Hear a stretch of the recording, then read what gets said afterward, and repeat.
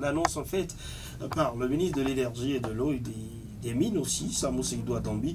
C'était jeudi dernier seulement, lors de l'inauguration d'une installation électrique à Semekoji. Eh bien, dites-nous, que doit-on savoir réellement de cette annonce? Oui, René Soglo, ça veut tout simplement dire qu'à compter de 2026, 25 pardon, à compter de l'année prochaine, le Bénin sera à l'image du Nigeria, de la Guinée équatoriale, du Gabon, du Koweït ou encore des Émirats arabes unis, un pays producteur et exportateur de pétrole. Le pays est désormais prêt à exploiter ses réserves en eau profonde, ceci après plus de 8 ans de préparation, comprenez donc depuis l'arrivée au pouvoir du président Patrice Talon en 2016. Et dans ses propos jeudi dernier à Semekoji, eh bien, le ministre Samou Seydou Adambi a fait preuve d'une grande assurance. Je sais que nos compatriotes meurent d'envie de voir notre pays produire du pétrole. Ça va être chose faite,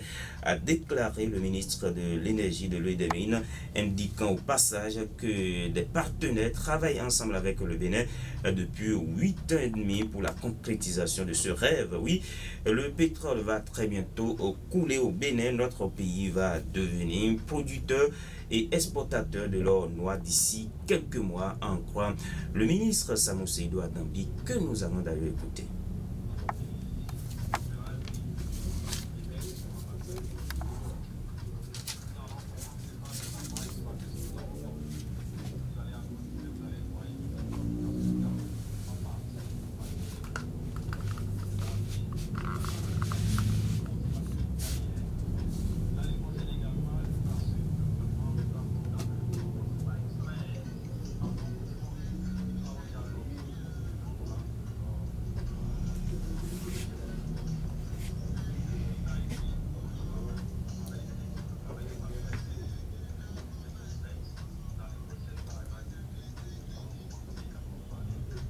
C'est moi.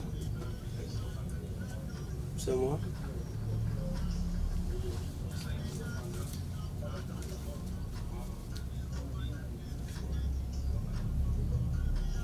Alors, mais en réalité, ce n'est pas pour la première fois que le Bénin va produire et exporter du pétrole. Oui, On entendait cela. Il suffit juste, René Soglo, de jeter un regard rétrospectif dans l'histoire pour se rendre compte qu'entre 1982 et 1990, le Bénin a été un pays producteur de pétrole avec un rendement marginal, il faut le préciser, de 8000 barils par jour obtenus sur le bloc Semen, c'est au large de Semekoji, non loin de la frontière maritime avec le Nigeria. Cette découverte a été possible grâce à plusieurs campagnes d'exploration menées en offshore, c'est-à-dire en eau profonde au cours de la seconde moitié des années 1970. À l'époque, le budget du Bénin dépendait en partie des recettes issues de la commercialisation du pétrole, mais cela n'a malheureusement pas duré à cause de plusieurs facteurs, puisqu'il s'agissait d'une production à faible quantité. Les compagnies internationales se sont montrées réticentes à exploiter donc le périmètre, les capacités opérationnelles et techniques très limitées du pays ont fait que le projet a volé très vite en éclats déjà autour de 1990. Depuis jusqu'en 2006, le Bénin a abandonné toute idée d'exploration pétrolière.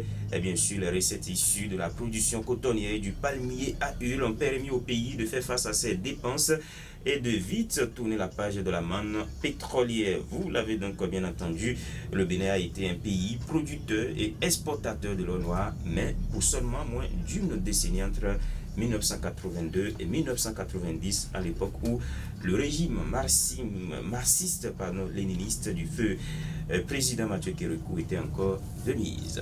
Alors, faisons toujours une rétrospection. En 2013 déjà, le gouvernement du président Thomas Boniaï avait annoncé la découverte d'un gisement de 87 millions de barils de pétrole brut. Alors, plus de 10 ans après, le projet n'a jamais prospéré, on peut le dire.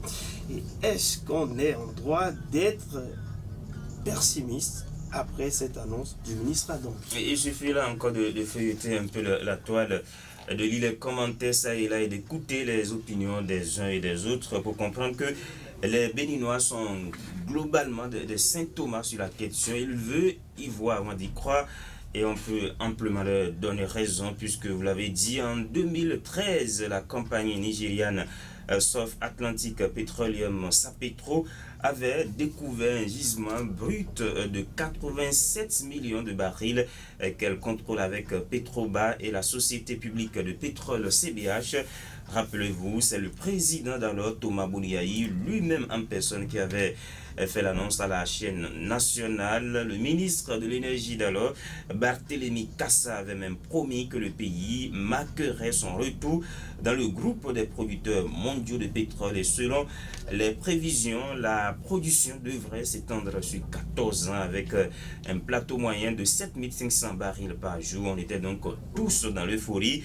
Une euphorie de courte durée, puisque quelques mois plus tard, on s'est rendu compte que la découverte n'était pas commercialement viable. Déçu, la société Sapetro et ses partenaires avaient fini par plier bagage. Donc, lorsqu'on se rappelle de ce passé récent, il y a de quoi évoluer avec le frein à main, sauf que cette fois, on sent une certaine assurance dans les propos du ministre Samou Seydou Dambi. Il y a tout un travail depuis 2016, un travail d'exploration abouti qui donne plus d'assurance, qui donne plus d'espoir aujourd'hui, même si le ministre des Mines n'a pas donné de détails sur les chiffres, le nombre de barils, la quantité qui a été véritablement découverte. Si tout va bien, en 2025, dans quelques mois donc, on aura notre premier gobelet de pétrole au Bénin. Voilà, produit exporté, le pétrole brut, quelle plus-value cela apporte à l'économie béninoise? On l'a dit tout à l'heure, en 1982-1990 déjà, les recettes issues de la manne pétrolière contribuent grandement au budget de l'État.